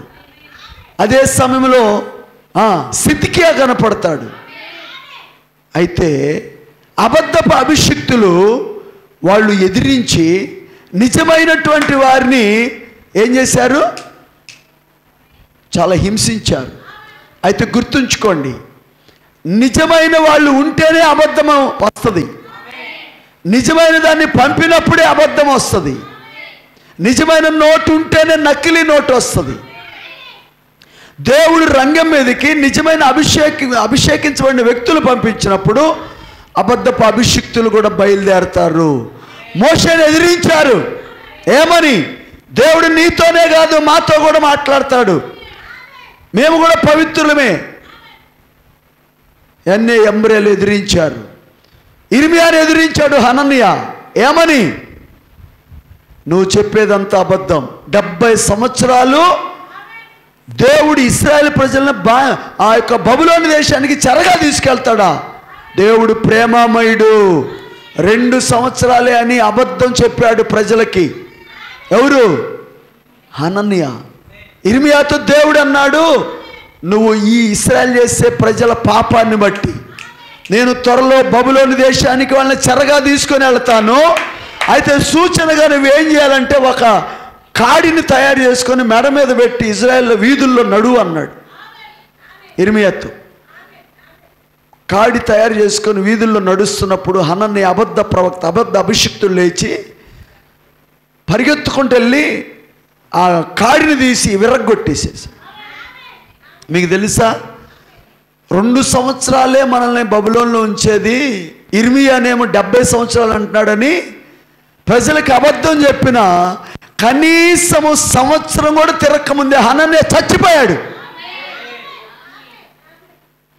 ఎంతోమంది ఈ మధ్యలో ఎక్కడ 24వ అధ్యాయం 14 నుంచి 28వ వచనం వరకు ఉన్న ఖాళీలో 5-6 ముద్రల మధ్యలో పాత నిబంధనలో క్రొత్త నిబంధనలో నిజమైన అభిషిక్తులు, అబద్ధపు అభిషిక్తులను మనం చూస్తాం. అయితే ఇప్పుడు మీకు ప్రస్తుత కాలంలో చాలా జాగ్రత్తగా గమనించండి. ఒక పాత నిబంధనలో జరిగిన కార్యాన్ని క్రొత్త నిబంధనతో పోలుస్తూ ఆమేన్ క్రొత్త నిబంధన కాలంలో జీవిస్తున్న మనము ఏ విధంగా సిద్ధపడాలి అనే దాన్ని మీకు చూపిస్తాను. సిద్ధంగా ఉన్నారు కదా మీరు? ఇప్పుడు ఆహాబు కాలంలో ఆహాబు చిట్ట చివరిగా ఒక యుద్ధానికి రెడీ అయ్యాడు. ప్రవక్త ఆహాబును తీసుకున్న ప్రతిసారి ఏం చేస్తారో తెలుసా? అమెరికా దేశాన్ని గురించి మాట్లాడతాడు. ఎందుకు? ఇజ్రాయేలు దేశము అది పాత నిబంధనలో, అమెరికా ఇప్పుడున్నటువంటి క్రైస్తవ దేశముగా చెప్పుకుంటూ ఎంతగా చెడిపోయిందో అది మనం ఎన్నోసార్లు చూసాం. అమెరికా దండయాత్ర అనే అంశంలో ప్రవక్త బోధిస్తాడు. ఆహాబు రంగం మీదకి వచ్చినప్పుడు ఏలియా వచ్చాడు రంగం మీదకి. హల్లెలూయా. అయితే ఏలియా ఆహాబు గురించి ఏం ప్రవచించాడు చెప్పండి? అతను చెడిపోయాడు గనక అతని రక్తాన్ని కుక్కలు నాగుతే అని చెప్పాడు. అయితే ఇప్పుడు ఆహాబుని దీవించటానికి 400 మంది ప్రవక్తలు యుద్ధానికి వెళ్ళమని బయలుదేరి నువ్వు జయం పొందుకుంటావని చెప్పారు. మీకు తెలుసా? మీరు రాజుల గ్రంథాన్ని చదివితే ఆహాబు అప్పటికే 2 యుద్ధాలు చేసేసాడు. బెన్హదదుతో 2 యుద్ధాలు అయిపోయినాయి. ఇప్పుడు ఆయన సిద్ధపడుతున్న యుద్ధము రామోద్గిలాదు మీదకి, అది చివరి యుద్ధం అయి ఉన్నది. ఇప్పటికి 2 ప్రపంచ యుద్ధాలు అయిపోయినాయా లేదా? మనము ఆ 4వ బూరకు 5వ బూరకు మధ్యలో జ్ఞాపకం ఉందా? ఆకాశం అందు ఎగురుచున్న పక్షిరాజు భూజనులకు శ్రమని అయ్యో అయ్యో అయ్యో అని 3 అయ్యోలు చూసామా లేదా? ఆ 3 అయ్యోలు ఏంటి? 3 ప్రపంచ యుద్ధాలు. ఇప్పుడు 2 ప్రపంచ యుద్ధాలు ఆల్రెడీ ఆహాబు చేసినట్లుగా నేడు కూడా 2 ప్రపంచ యుద్ధాలు అయిపోయినాయి. అయితే ఇప్పుడు ఆహాబు ఏ యుద్ధానికి రెడీ అవుతున్నాడు? రామోద్గిలాదు మీదకి చివరి యుద్ధం. ఆ యుద్ధములో ఆహాబు చనిపోతాడు. ఇప్పుడు దీన్ని ప్రవక్త ఎలా పోల్చాడంటే జాగ్రత్తగా గమనించండి. ఇప్పుడు ఆహాబు రెడీ అయ్యాడు. ఆ తర్వాత ఆహాబు ఎవరు? Catholic, Roman Catholic. తర్వాత యెహోషాపాతు కూడా వచ్చాడు. ఇప్పుడు ప్రొటెస్టెంట్లు కూడా ఏకమైపోతారు. మొత్తం కూడా మృగం యొక్క ముద్ర కిందకు వచ్చేస్తారు. ఇటు క్యాథలిక్లు, ప్రొటెస్టెంట్లు వీళ్ళందరూ కూడా త్రిత్వ బోధ ద్వారా హర్మగిద్దోని యుద్ధానికి వీళ్ళందరినీ సిద్ధపరుచుకుంటారు. అందుకే ప్రకటన గ్రంథములో 16వ అధ్యాయం 13వ వచనం చదివితే కప్పల వంటి 3 అపవిత్రాత్మలు ఆ క్రూర మృగము నోట నుండి, అబద్ధ ప్రవక్త నోట నుండి వచ్చింది. ఆ కప్పల వంటి 3 అపవిత్రాత్మలు ఏంటో తెలుసా? త్రిత్వ బోధ అయి ఉన్నది. చదవండి ఒకసారి ప్రకటన గ్రంథం 16వ అధ్యాయం 13వ వచనం. మరియు ఆ ఘట సర్పము నోట నుండి, క్రూర మృగము నోట నుండి, అబద్ధ ప్రవక్త నోట నుండి కప్పల వంటి 3 అపవిత్రాత్మలు బయలువెడలెను. ఇటు ఆహాబు అంటే క్యాథలిక్, ఇటు యెహోషాపాతు కలిశారు, ప్రొటెస్టెంట్లు కూడా కలిశారు. భూమిలో నుంచి ఒక సముద్రం నుంచి క్రూర మృగం వచ్చింది, భూమిలో నుంచి ఒక మృగం వచ్చింది. సముద్రం నుంచి వచ్చింది కాథలిక్, భూమిలో నుంచి వచ్చింది ప్రొటెస్టెంట్. ఈ రెండు కలిసి ఈ రోజున ప్రపంచ క్రైస్తవ్యాన్ని ఎంత మోసం చేసినాయి అంటే చూడండి. ఆ త్రిత్వ బోధతోటి ఈ స్థితికి ఎలాగైతే, ఓ రాజా నువ్వు యుద్ధానికి వెళ్ళు, నువ్వు జయం పొందుకొని వస్తావు అని ఏ విధంగా ప్రవచించాడో, ఆ ప్రవచనము ఆ యొక్క యుద్ధానికి వెళ్ళమని చెప్పటానికి అతను ప్రేరేపించిన ఆత్మ ఎవరు? పాతాళంలో ఉన్న ఒక దయ్యం, అబద్ధములాడే ఆత్మగా అతనిలో ప్రవేశించినప్పుడు ఈ రోజున సంఘ శాఖలు నడిపిస్తున్నటువంటి ఆత్మ ఏది? పాతాళంలో ఉన్న దయ్యాలేనా? చెప్పండి, ఏం చేస్తున్నాయి చెప్పండి, పర్వాలేదు, త్రిత్వబోధ చేయండి, తండ్రి కుమార పరిశుద్ధాత్మ నామములో బాప్తిసం ఇచ్చినా పర్వాలేదు, బల్లారాధన కూడా ఇవ్వండి, పగలే స్త్రీ బోధించవచ్చు. ఏమన్నా అర్థమవుతుందా? జరుగుతూనే లేదండి. ఇప్పుడు అందరూ కూడా ఒకటైపోతారు. ఎందుకు ఒకటవుతారు? చివరి యుద్ధానికి రెడీ అవ్వాలి. యెహోషాపాతు కూడా ఒకటైపోయాడు, యుద్ధానికి వెళదాం. అయితే ఎవరిని అడుగుదాం, విచారణ చేద్దాం. నా దగ్గర 400 మంది ఉన్నారు. 400 మంది ఏమన్నారు? సిద్ధికియాను బట్టి ప్రపంచ సంఘ సమాఖ్య ఈరోజు ఏమవుతుంది? అందరూ కూడా పోపుని అధికారిగా పెట్టుకొని ఇటు క్యాథలికులు ప్రొటెస్టెంట్లు ఒకటైపోయి చివరి యుద్ధానికి రెడీ అవుతున్నారు. సంగమా, ఈ సమయంలో వధువు మేలుకొనాలి. ఎందుకు మేలుకొనాలంటే యుద్ధము చాలా హోరాహోరీగా ఉండబోతుంది. ఇప్పుడు వాళ్ళు అబద్ధ ఆత్మచేత ప్రేరేపించబడి వారు యుద్ధానికి రెడీ అవుతున్నప్పుడు అదే సమయంలో యెహోషాపాతు ఒక మాట అన్నాడు. ఏమన్నాడు? ఇప్పుడు ఈ 400 మంది కాకుండా ఎవరైనా ఒక నిజమైన ప్రవక్త ఉన్నాడా? ఉన్నాడా లేదా? ఆయనే ఇమ్లా కుమారుడైన మీకాయా.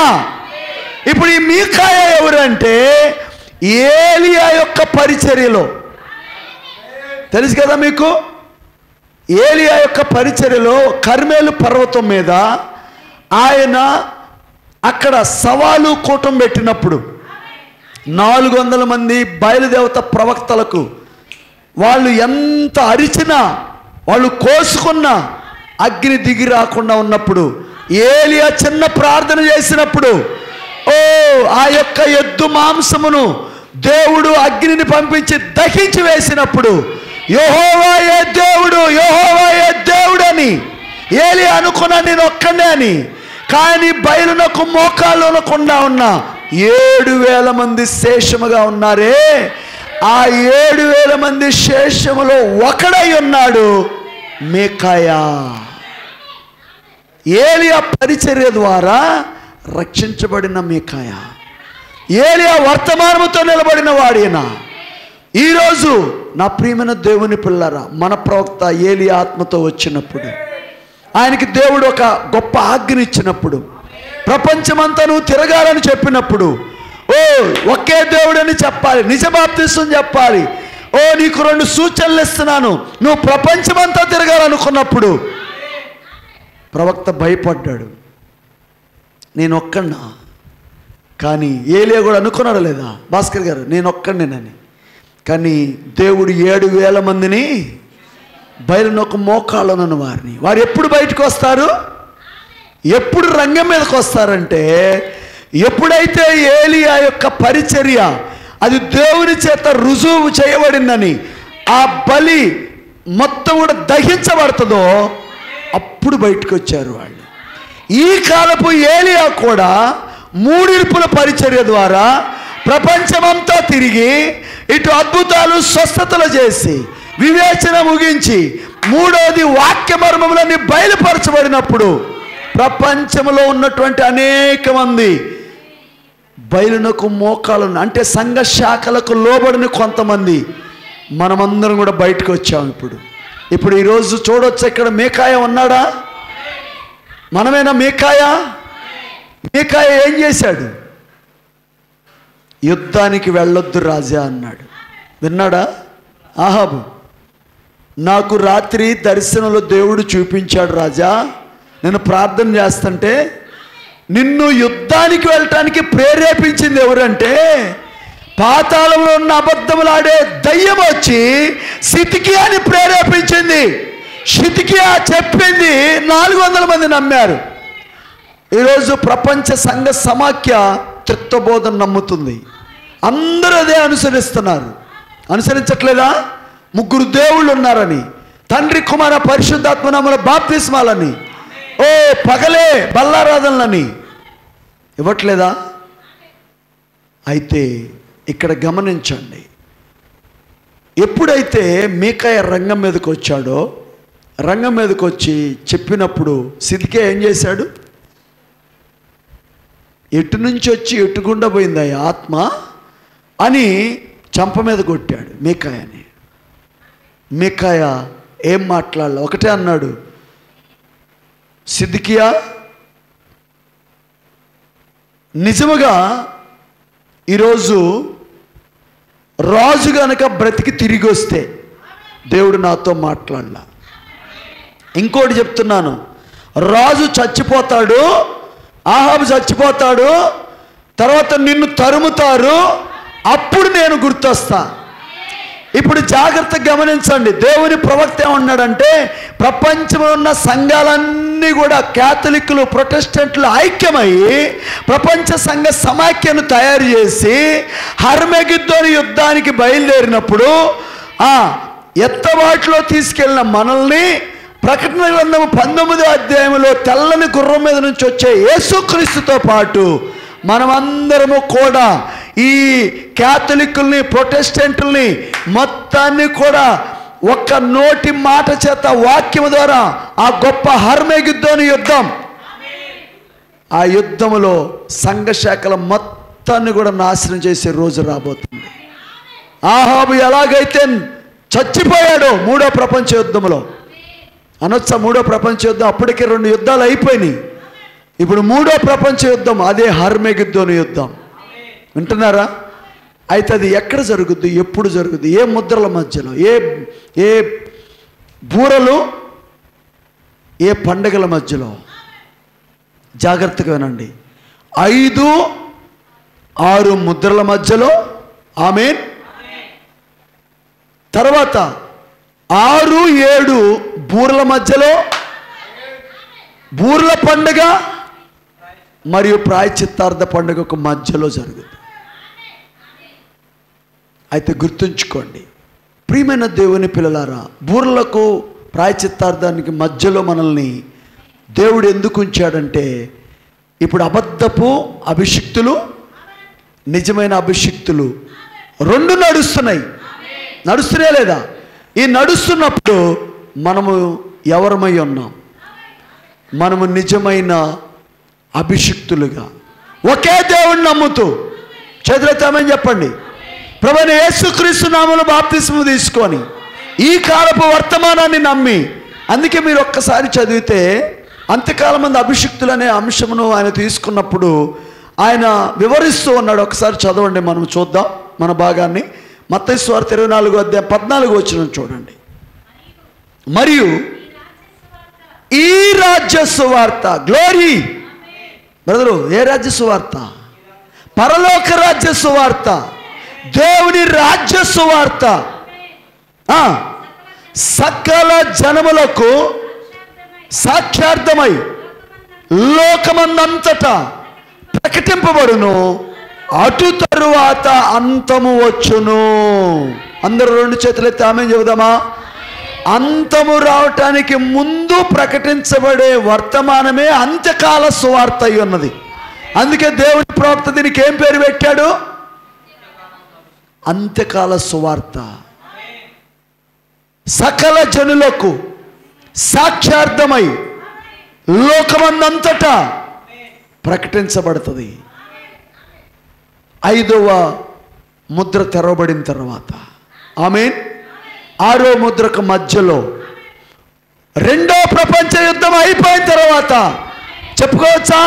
మూడో ప్రపంచ యుద్ధం రాకముందు సంగమా పట్టుకోవాలి, ప్రత్యక్షతను పట్టుకోవాలి. ఇప్పటికే 2 ప్రపంచ యుద్ధాలు అయిపోయినాయి. రెండో ప్రపంచ యుద్ధం అయిపోయిన తర్వాత యూదులందరూ కూడా వారి స్వదేశానికి వచ్చేసారు. ఇప్పుడు దేవుడు అక్కడ లేడు కానీ అన్యుల మధ్య పనిచేస్తూ ఆయన ఏం చేస్తున్నాడంటే, ఇప్పుడు ఈ అన్యుల మధ్యలో సాతానుడు అబద్ధపు అభిషిక్తులు తీసుకొని వచ్చి ఇప్పుడు అబద్ధపు సంఘాలన్నీ కూడా ఐక్యమైపోయినప్పుడు ప్రపంచ యుద్ధానికి తయారవుతున్నప్పుడు అదే యుద్ధము హర్మెగిద్దోను యుద్ధము. అర్థమవుతుందా? అది మూడో ప్రపంచ యుద్ధము. ఇప్పుడు రెండో ప్రపంచ యుద్ధానికి మూడో ప్రపంచ యుద్ధానికి మధ్యలో అంత్యకాల సువార్త మనకి ప్రకటించబడుతుంది. ఎందుకు? వధువుని సిద్ధపరచాలి. కిందకి చదవండి 15వ వచనం. కాబట్టి ప్రవక్త అయిన దానియేలు ద్వారా చెప్పబడిన నాశనకరమైన హేయ వస్తువు పరిశుద్ధ స్థలమందు నిలుచుట మీరు చూడగానే చదువువాడు గ్రహించునుగాక. ఏమండి, దానియేలు ఉరుములను విన్నాడా? తెలుసా మీకు? దానియేలు ఉరుములు ప్రసంగించాడా? దానియేలు ఉరుములు అంటే ఏంటండి? దేవుని స్వరమే. దానియేలుకి ప్రత్యక్షపరచబడింది. అందుకే అన్య జనుల కాలం యొక్క ఆరంభము మరియు అంతం అనే అంశాన్ని బోధించినప్పుడు ప్రవక్త దానియేలు అన్య జనులకు ప్రవక్త అన్నాడు. దానియేలు అన్య జనుల కాలాన్ని చూశాడు.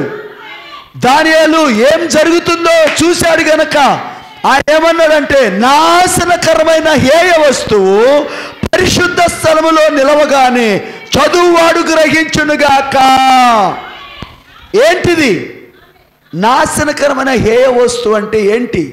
ఇక్కడ 2 పోలికలు చెప్పాడు, 2 విషయాలు. ఒకటి, నాశనకరమైన హేయ వస్తువు అంటే యెరూషలేములో ఉన్న దేవాలయాన్ని ప్రస్తుత కాలంలో ముస్లిమ్స్ అరబ్బులు పడగొట్టి ఓమర్ అనే మసీదు కట్టారు. అది పరిశుద్ధ స్థలం కదా జేమ్స్ బ్రదర్. దాని మీద ఏం నిలబడింది ఇప్పుడు? హేయ వస్తువు. అది ఒక పోలిక.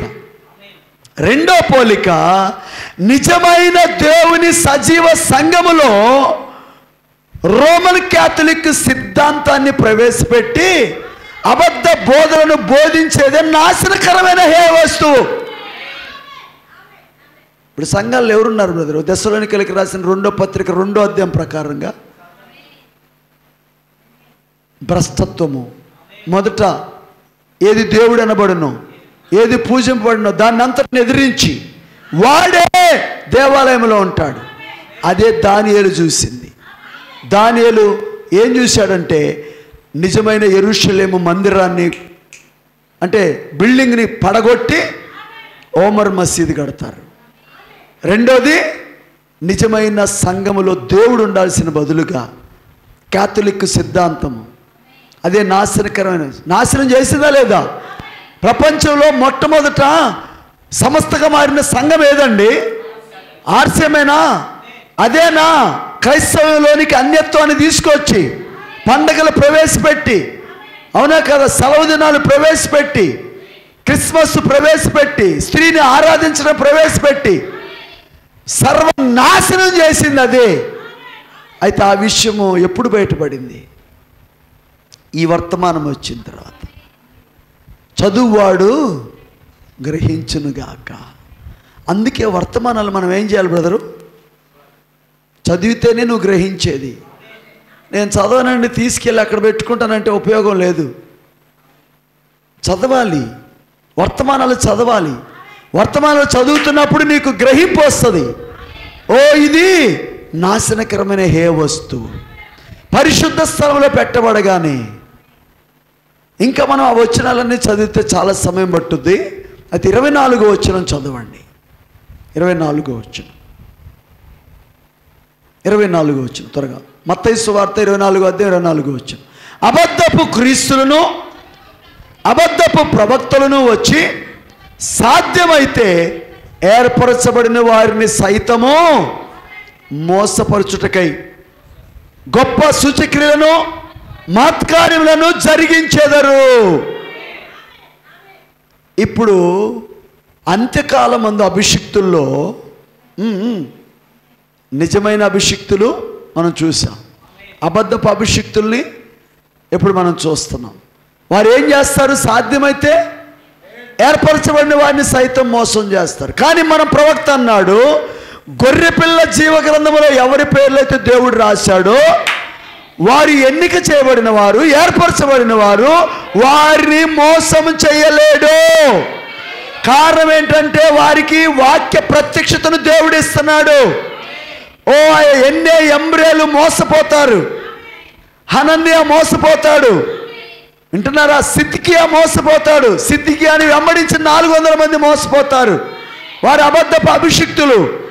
కానీ దేవుని ఆత్మచేత నింపబడినటువంటి మోషే, ఓ దేవుని ఆత్మచేత నింపబడిన ఇర్మియా, దేవుని ఆత్మచేత నింపబడినటువంటి మీకాయా మోసపోడు. అర్థమవుతుందా? ప్రియమైన దేవుని పిల్లారా, ఇంకా గొప్ప మాట ఒక్కటి చదివి నేను దాన్ని ముగిస్తాను. ఎందుకంటే ఆ గ్యాప్లో మనమే ఉన్నాము కదా. మత్తయి సువార్త 24:14 నుంచి 28 వరకు ఎవరు బ్రదరు? అంత్యకాలమందు అభిషిక్తులు. ఆమె చెప్తారా? 27వ వచనం చదవండి. మెరుపు తూర్పున పుట్టి పడమటి వరకు ఎలాగూ కనబడునో అలాగే మనుష్య కుమారుని రాకడయు ఉండును. ఇది ప్రకటన 10 కూడా. చప్పట్లు కొట్టి దేని స్థుతిద్దామా? ఇది 2వ రాకడ. మెరుపు ఎటు నుంచి మొదలవుద్ది? తూర్పున మొదలవుద్ది, పడమటన కనబడుద్ది. ప్రభువు రాకడ కూడా అలాగే ఉంటుంది. అర్థమవుతుందా? ఇప్పుడు ఆయన రాకడ ప్రపంచంలో అన్ని చోట్ల ఆయన వధువుకి అర్థమైపోయింది. ఆయన బలిష్ఠుడైన దూతగా దిగివచ్చాడా? ఆయన వధువుతో ఉన్నాడు. ఆమెను 2వ రాకడ క్రింద ప్రారంభంలో చెప్పాను, ఆమెను ఎత్తబడుట కొరకు సిద్ధపరుస్తున్నాడు. అది ప్రకటన 8వ అధ్యాయంలో ఉంది. అదే అరగంట నిశ్శబ్దం. ప్రకటన 10:1 ఆయన బలిష్ఠుడైన దూతగా దిగి వచ్చాడు. మెరుపు తూర్పున పుట్టి పశ్చిమమున కనబడినట్లుగా ప్రభు యొక్క రాకడ ఉండును. అది రహస్య రాకడ, అది అర్థము కాదు. కానీ వధువు గ్రహిస్తుంది. వధువుకి అది 2వ రాకడ. ఆయన దిగి వచ్చాడు. ఇప్పుడు కిందకి చదవండి 28వ వచనం. యాక్చువల్గా దాన్ని ఎట్లా చదవాలో తెలుసు కదా. మాంసము ఎక్కడ ఉండునో అక్కడ పక్షిరాజులు పోగవును. తెలుగులో అక్కడ ఏమనుంది? పీనుగు ఎక్కడ ఉండునో గద్దలు పోగవును అన్నాడు. అది తెలుగులో తప్పు. పీనుగంటే చచ్చింది, అర్థమైందా? కానీ ఇంగ్లీష్లో wear the carcass is, carcass అంటే మాంసము, తాజా మాంసం.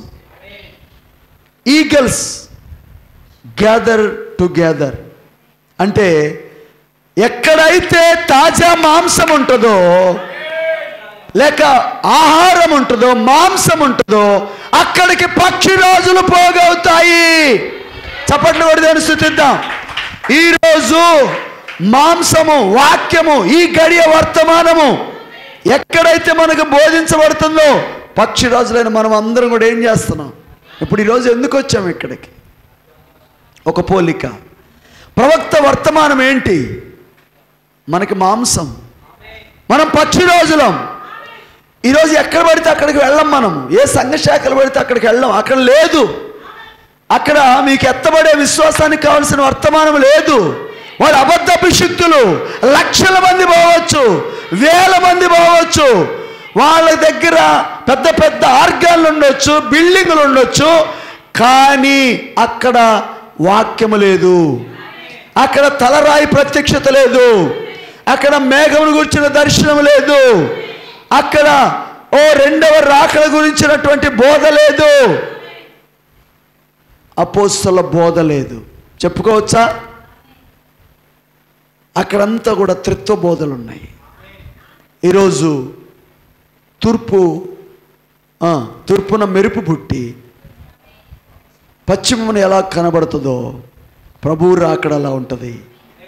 ఎక్కడైతే మాంసం ఉంటుందో, తాజా మాంసము, అక్కడికి పక్షిరాజులు. ఆహా, ఈరోజు మనము ఎంత ధన్యులం. ఏది పడితే అది తినటానికి కాదు. నేను చెప్పాను, 4వ ముద్ర విప్పబడినప్పుడు చెప్పండి, దాన్ని ఎదుర్కోవటానికి బయలుదేరిన జీవి పక్షిరాజు, ఎగురుచున్న పక్షిరాజు. ఎగురుచున్న పక్షిరాజు యొక్క అభిషేకం ఏంటో తెలుసా?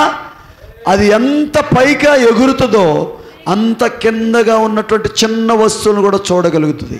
నువ్వు క్రీస్తులో, ఆయన వాక్యములో, గడియ వర్తమానములో దినదినము ఎదుగుతూ ఉన్నప్పుడు సమస్త కార్యాలు నువ్వు చూడగలుగుతావు. ఎక్కడ ఏముందో నువ్వు చూస్తావు. నీ మనోనేత్రాలు తెరవబడతాయి. చేతులెత్తి ఆమేన్ చెప్పండి. అర్థమవుతుందా బ్రదరు? ఎగిరే సమయం ఇది. పక్షిరాజు కన్ను సమస్తాన్ని చూస్తుంది. దానికి ఏం కావాలంటే ఈ కాలపు తాజా ఆహారము కావాలి. అక్కడే 7వ ముద్ర ఉంది. చాలామంది ఏం చేస్తారంటే 7వ ముద్ర గురించి ప్రవక్త 32వ వచనం నుంచి అంజురపు చెట్టు చిగురించుట మీరు చూచినప్పుడు వసంతకాలం ఇప్పుడే సమీపం ఉందని ఆయన ఉపమానాల రీతిలో చెప్పుకుంటూ పోతాడు. అక్కడ 7వ ముద్ర అనుకుంటారు. కానీ ఎక్కడ పెట్టాడు ఇప్పుడు చెప్పండి? ప్రకటన గ్రంథం 24వ అధ్యాయము 14 నుంచి 28 వచనాల్లో పెట్టాడు. మత్తయి సువార్త 24వ అధ్యాయంలో 14వ వచనం నుండి 28 వచనాల మధ్యలో అక్కడ 7వ ముద్ర ఉందా? ప్రభువు రాకడ ఉందా? ఆమేన్ చెప్పాలి అందరూ. అంతేకాదు, అక్కడ తాజా ఆహారం ఉందా? మనమందరం అక్కడే ఉన్నాము ఇప్పుడు. ఎవరైతే తింటారో వాళ్ళు గ్రహిస్తారు. వచ్చిన వాళ్ళకి ఆ దీవెన. ఇంటి దగ్గర ఉంటే కుదరదు, చదవకపోతే కుదరదు. చదవాలి, వినాలి, ధ్యానించాలి, దాన్ని గైకొనాలి. అదే మనకు ఎత్తబడే విశ్వాసాన్ని ఇచ్చేది. దాన్ని ప్రేమించాలి నువ్వు. రాకడ, రెండవ రాకడ ఏంటంటే ఆయన బలిష్ఠుడైన దూతగా దిగి వచ్చి ఆయన వధువులో ఉండి ఆమెకు ఒక బయలుపాటు ఇస్తా ఉన్నాడు. ఆమెను ఇప్పుడు ఎట్లా సిద్ధపరచాలి? పరిపూర్ణ వాక్య వధువుగా. హల్లెలూయా. ముద్రల్లోనే కాదు, ఇంకా అనేక చోట్ల మనం చూడవచ్చు. ఇప్పుడు మనం ఎక్కడున్నాం ఇప్పుడు చెప్పండి? బూర్ల పండుగలోనేమో, బూర్ల పండుగకు ప్రాయశ్చిత్తార్థ పండుగ మధ్యలో ఉన్నాం. తర్వాత 7 బూరలలో 6వ బూరకు 7వ బూరకు మధ్యలో ఉన్నాం. ముద్రలలో 5, 6 మధ్యలో అంత్యకాలం మందు అభిషక్తిలో అంశంలో మనల్ని పెట్టాడు. కనుక ఇప్పుడు ప్రియమైన దేవుని పిల్లరా, నేనేమన్నానంటే ముగించే ముందు మీరు ఎంత త్వరగా సిద్ధపడాలంటే, ఎంతగా మెళుకుగా ఉండాలంటే, ఇప్పటికే వాళ్ళందరూ ఇజ్రాయెల్ దేశం వచ్చేసారు. సువార్త వాళ్ళ దగ్గరికి వెళ్ళాలి.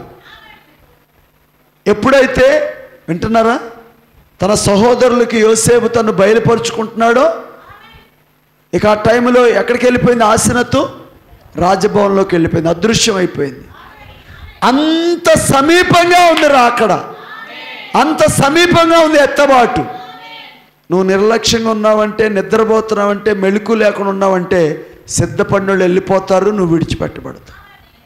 అందుకే ఎల్లప్పుడూ కూడా మెళుకుతో ఉండి, సేవకుడు చెప్తున్నాడు కూటానికి రండి అంటే దాన్ని నిర్లక్ష్యంగా తీసుకోవద్దు, తప్పకుండా రండి. మనము ఉజ్జీవింపబడాలి, మనం ఎత్తబడే విశ్వాసం అందుకోవాలి, మనకు పరిపూర్ణత రావాలి, లోకంలో ఉన్న ప్రతి చెత్తను మనలోంచి తీసేసుకోవాలి. మనము ఎత్తబడే వధువుగా సిద్ధపడాలి. ఈ మర్మములన్నీ కూడా దేవుడు ఎందుకు తీశాడంటే మనకు ఎత్తబడే విశ్వాసాన్ని ఇవ్వటానికి.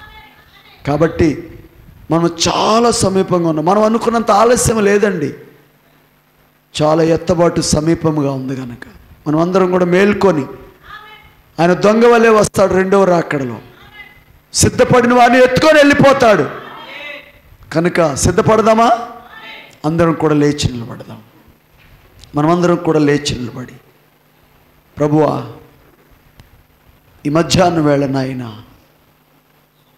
మా కొరకు మా ప్రవక్త ద్వారా బోధించిన శ్రేష్టమైనటువంటి మీ మాటలు ప్రభువా నిజమే, ముద్రల్లో యోహాను గారు గుర్తుల రూపంలో చూసిన దాన్ని మత్తయి సువార్తలో నువ్వు వివరించావు నాయన. వివరించినప్పుడు ప్రభువా ఖచ్చితంగా నువ్వు ఏమి చెప్పావో అదే ఇప్పుడు జరుగుతుంది నాయన. ఇప్పుడు ఇంత తేటగా మా ముందు ఈ కార్యాలన్నీ జరుగుతున్నప్పుడు మేము ఎలాగూ నిర్లక్ష్యముగా ఉండగలం ప్రభువా, ఎలాగూ అశ్రద్ధగా ఉండగలం ప్రభువా. మాలో ఉన్న నిర్లక్ష్యం అశ్రద్ధ తొలగించు నాయన. అయ్యా బయలుపాటు దయచే ప్రభువా.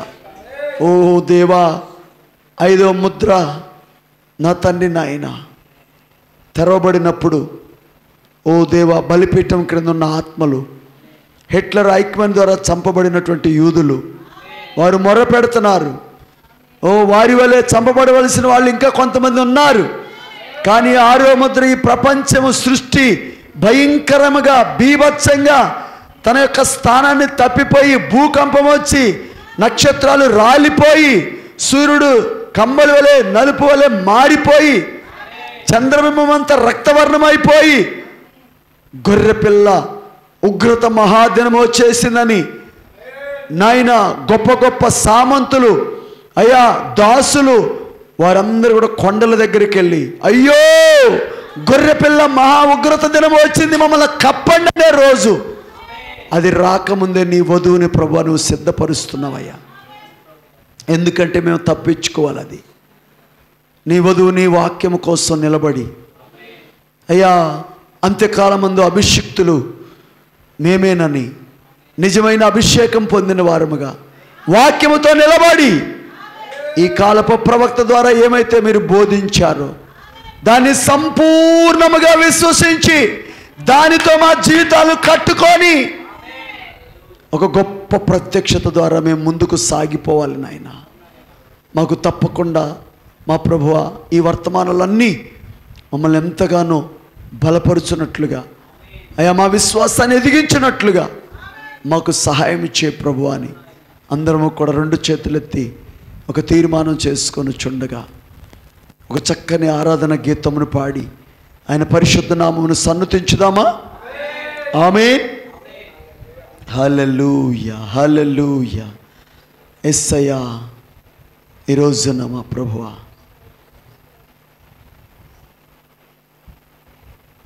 ఎత్తబాటు సమయం ఆసన్నమైనది, పెండ్లి వస్త్రము నిన్ను వేయమన్నది. ఎత్తబాటు సమయం ఆసన్నమైనది, పెండ్లి వస్త్రము నిన్ను వేయమన్నది. గొర్రె పిల్ల పెండ్లి విందుకు పిలువబడిన వారే ధన్యులు. గొర్రె పిల్ల పెండ్లి విందుకు పిలువబడిన వారే ధన్యులు. ఎత్తబాటు సమయం ఆసన్నమైనది, పెండ్లి వస్త్రము నిన్ను వేయమన్నది.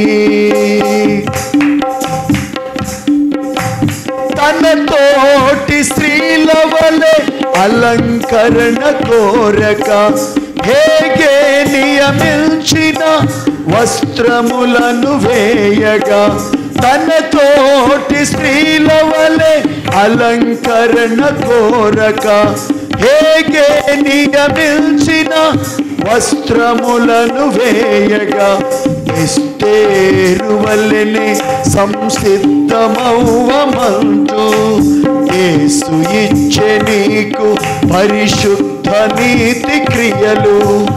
ఎస్తేరు వలెనే సంసిద్ధమవ్వమంటూ యేసు ఇచ్చే నీకు పరిశుద్ధ నీతి క్రియలు.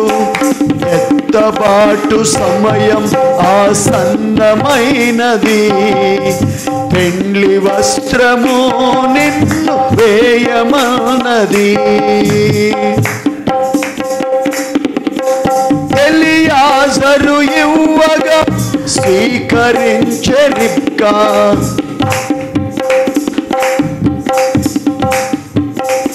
ఎలియాజరు ఇవ్వగా స్వీకరించే రిబ్కా. ఇస్సాకును చూడకే సిద్ధపడెను కన్యక, వతి గుణవతి సిద్ధపరచది విటిని ఆరిపోని ఆరా పొందెను.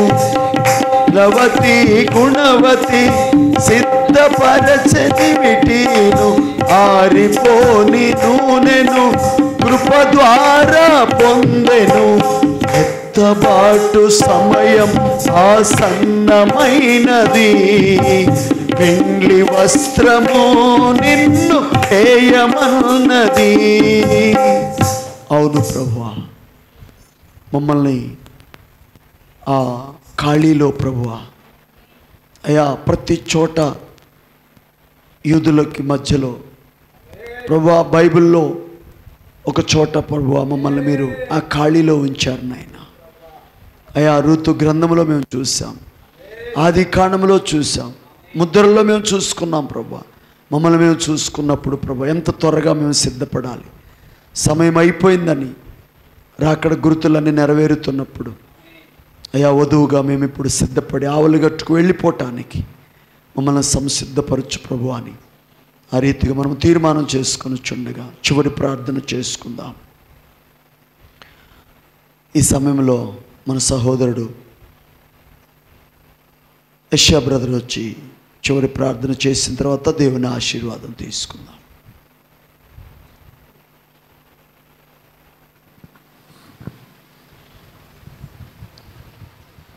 మహాపరిశుద్ధుడా, మహాగణుడా, మంచి దేవుడా నీ స్తోత్రాలు చెల్లిస్తున్నాను ప్రభువా. ఈ మధ్యాహ్నకాల సమయంలో ప్రభువా మీరు రంగం మీదకి వచ్చిన ఆయన సేవకుల్లో ఉండి ఈ కాలపు వర్తమానాన్ని బోధించినందుకు నీకు స్తోత్రాలు చెల్లించుకున్నాం ప్రభువా. ఏ వాక్యం అయితే ప్రభువా మేము వినాలో, ఏ వాక్యం అయితే మేము భద్రపరచుకోవాలో, ఏ వాక్యం అయితే మేము ప్రకారంగా నడుచుకోవాలో ఆ వాక్యాన్ని మీరు బోధించారు ప్రభువా. అందుకే నీకు స్తోత్రాలు చెల్లించుకున్నాం ప్రభువా. ఎందుకంటే ఈ కాలపు వర్తమానంతో ప్రభువా మమ్మల్ని మీరు బ్రతికించిన ఆయన అయా ఈ కాలపు జీవాన్ని మేము పొందుకొని జీవిస్తున్నప్పుడు ఇది కేవలం నీ వాక్యమే ప్రభువా. నీ వాక్యమే మమ్మల్ని బ్రతికిస్తుంది ప్రభువా. నీ వాక్యమే మమ్మల్ని నడిపిస్తుంది నాయన. ఈ వాక్యమే మమ్మల్ని జీవిస్తుంది ప్రభువా. అలాంటి వాక్యాన్ని మేము ప్రభువా ఎమ్మడిచ్చే బిడ్డలుగా దయచేయమని అడుగుతున్నాం. ఆ వాక్యం ప్రకారంగా నడుచుకునే ఒక విశ్వాసం కలిగజేయమని అడుగుతున్నాం ప్రభువా. మీరు సహాయం చేసే దేవుడు ప్రభువా. సమస్తం మీరు ఎరిగిన దేవుడు కనుక ప్రభువా మా హృదయాల్లో మా తలంపుల్లో మేము ఏదైతే ఆలోచిస్తున్నామో దాన్ని గుర్తించగల దేవుడు మీరే కనుక ప్రభువా. మేమైతే ఏ మనుషుడి వైపు చూడలేదు కానీ నీ జీవం గల వాక్యమైన మాటలే ప్రభువా ఆ వాక్యం వైపే చూస్తున్నాం ప్రభువా. ఇప్పుడు వరకు ప్రభువా సేవకుల్లో మీరుండి అద్భుతమైన రీతిలో ప్రభువా అనేక మర్మాలు ప్రభువా అనేక దేవుని యొక్క మాటలు ప్రభువా వినిపించి మా హృదయాలకి తృప్తిపరచిన దేవుడు మీరే గనక ప్రభువా. అయ్యా ఇప్పుడు వరకు మీరు సహాయం చేశారు, నీకే స్తుతులు చెల్లించుకుంటున్నాం ప్రభువా. దేవా సేవకుడు ఇంకా అభివృద్ధి పరచును ఆయన అనేక మాటల్ని ప్రభువా మర్మాల్ని ప్రభువా సేవకుడికి తెలియపరచును ఆయన. ఆ రోజు ప్రభువా మోషే యొక్క నాయకత్వంలో ఇశ్రాయేలు ప్రజలను నడిపిస్తున్నప్పుడు అనేక మాటలు ప్రభా మోషేకి మీరు తెలియపరుచున్నారు ప్రభా. అలాగనే మా సేవకుడు కూడా అనేక మాటలు ప్రభా సహాయం చేయమని అడుగుతున్నాం ప్రభా. అనేక సంఘాలకు వెళ్ళి ప్రభా నువ్వు శివార్తని ప్రకటిస్తున్నప్పుడు ఒక మర్మంగా ప్రభా, ఒక మాటల్ని ప్రభా వాళ్ళ ప్రతి ఒక్క హృదయాలకి ప్రభా తాడినట్టుగా ప్రభా మీరు సహాయం చేయమని. అవును ప్రభా, దేనికి పనికిరంటి మా బ్రతుకుల్ని మా జీవితాల్ని మార్చిన గొప్ప యేసయ్య నీకు స్తోత్రాలు చెల్లించు. చివరి వరకు ప్రభా మీ సాక్షులుగా బ్రతికించమని, మీరే సహాయం చేయమని, ఆది నుంచి అంతం వరకు నీ అధ్యక్షుల్లో జరిగించమని, ఘనత మహిమ మీరే పొందమని యేసు క్రీస్తు నామములో ప్రార్థించి అడిగి వేడుకుంటున్నాం తండ్రి. ఆమేన్.